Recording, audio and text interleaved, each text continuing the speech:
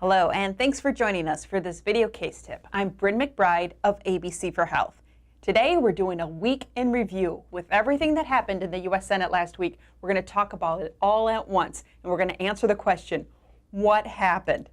Well, it was high drama in the U.S. Senate. It all began with a procedural vote to begin debate on the issue of whether or not to vote to repeal and replace the Affordable Care Act. So much chatter has happened over this issue over the last several weeks, and in fact, the last several years. But it all came to a head last week.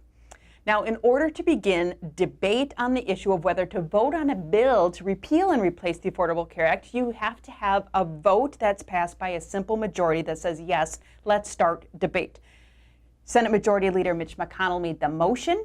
Senator John McCain, in a dramatic fashion, returned to the Senate after his own health diagnosis, something that wasn't quite expected, and they called for a vote.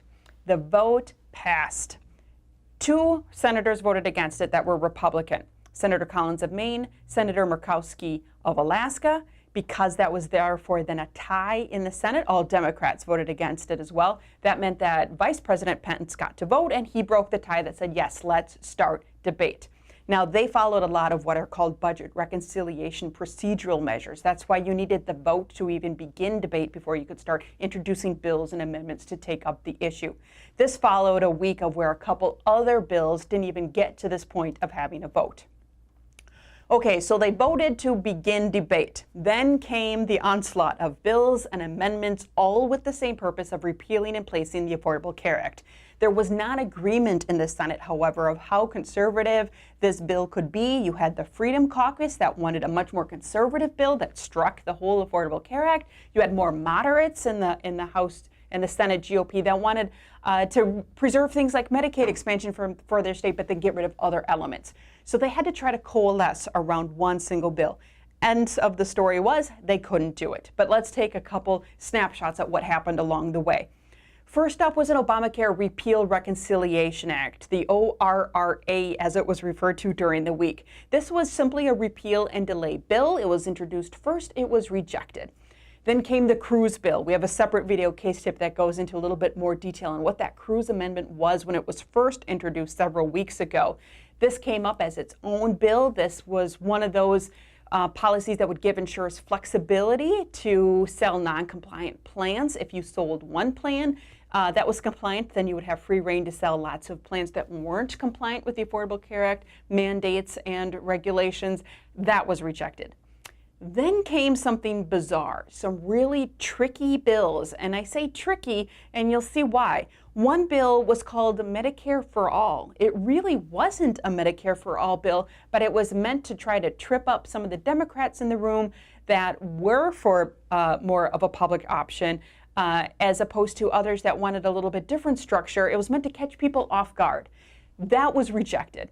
There was then another bill that was called a CHIP funding bill. Now, we've been watching for a CHIP reauthorization bill for a long time to go into committee in the Senate because the Children's Health Insurance Program, CHIP, needs to be reauthorized by the end of September. So if people weren't paying attention, they would think that this might have been that bill.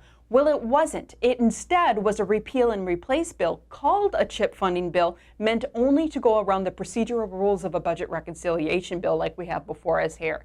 Luckily, everybody was paying attention, and that too was rejected. So you could see how we had a couple measures that were serious attempts to repeal and replace the Affordable Care Act, and then some tricky measures meant to catch people off guard and make them vote for something other than what they thought they were voting for.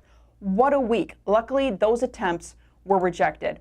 Then it went into the Senate Leadership Better Care Reconciliation Act. So this was a bill very similar to the Better Care Reconciliation Act that the Senate had been thinking about for a long time. And again, we have a different video case tip that goes into a lot of detail of what that looks like.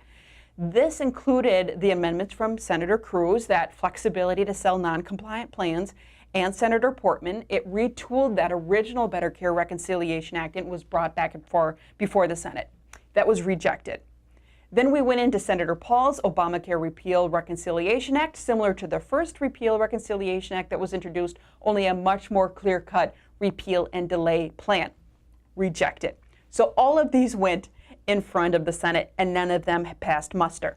Then came the last nail in the coffin, and this was the Healthcare Freedom Act, also called Skinny Repeal. This was the proposal introduced by senators to eliminate the individual mandate and employer mandate penalties, and that's it. That's why they called it Skinny Repeal.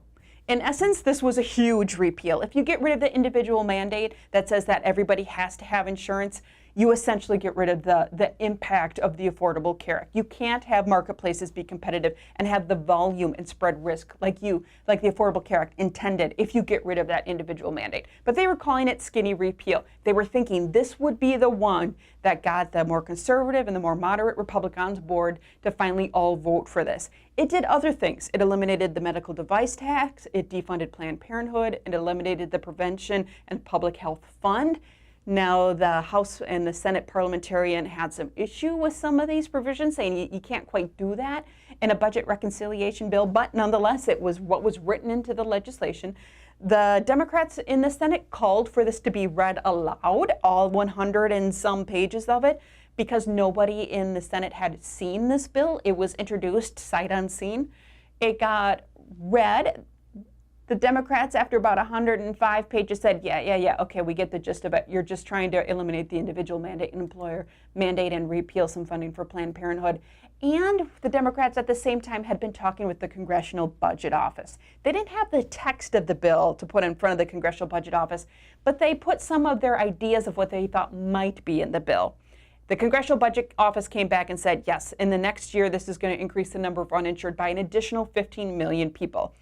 It's going to create some budget deficit reduction, which is what the whole purpose, according to many of the conservative Senate Republicans, were saying. About $135.6 billion in deficit reduction. Now, there were two estimates. One was about half that.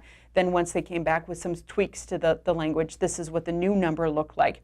And it also said, and guess what? Health insurance premiums would jump by 20% instantly if you pass the Skinny Repeal bill. So a vote happens. They finally call a vote. All of the Democrats vote against it. Again, Senator Collins and Senator Murkowski from Maine and Alaska, two Republicans, vote against this bill, which means there's a tie unless one other senator votes against it. Senator John McCain surprised everybody. He voted against it. The Skinny Repeal bill did not succeed.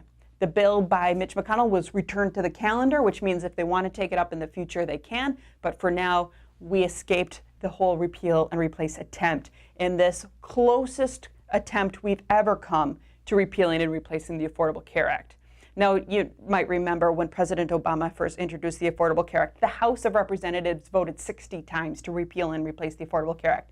The Senate wasn't as vocal. They did a couple votes that were more for show, to show if there was support for the Affordable Care Act or not, knowing that no matter what happened on those votes, they would most likely get vetoed when they went to the president. The fact that they have a president now that might be more likely to sign off on a repeal and replace measure means the stakes are a little bit higher. This is the closest we came, and thanks to Senators Collins, Murkowski, McCain, and all of the Democrats in the U.S. Senate, that repeal and replace effort of last week failed.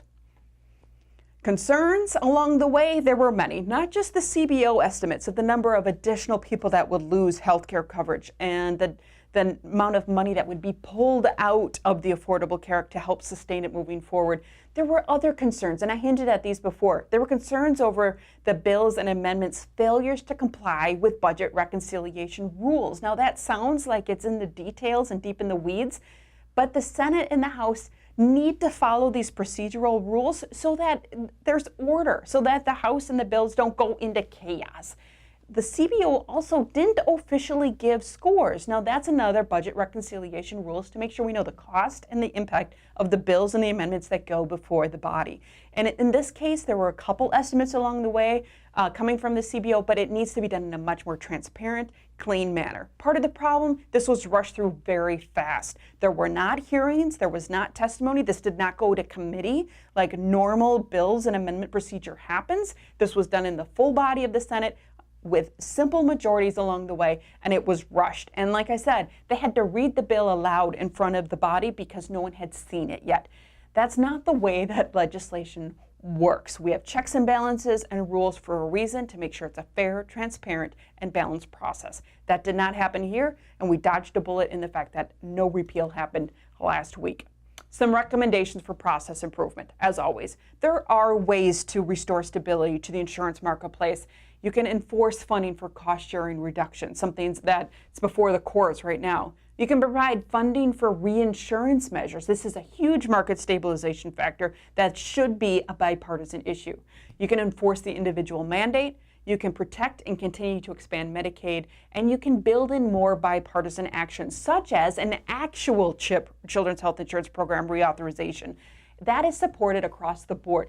Governors of both political parties, legislators of both political parties agree with that. That would be a very proactive step, showing bipartisan unity on an effort to make sure you're keeping kids connected to health care coverage. Once you succeed with the kids, you can move on to the adults and start building in some real process improvement into the Affordable Care Act, instead of spending all of the time and energy on just trying to wipe it off and take health care away from tens of millions of people. Now, you can share your own Affordable Care Act story. You can click on that information button you see. You can send us an email. You can also visit our website at healthwatchwisconsin.org and share your story there. We have a Share Your Story form on that page.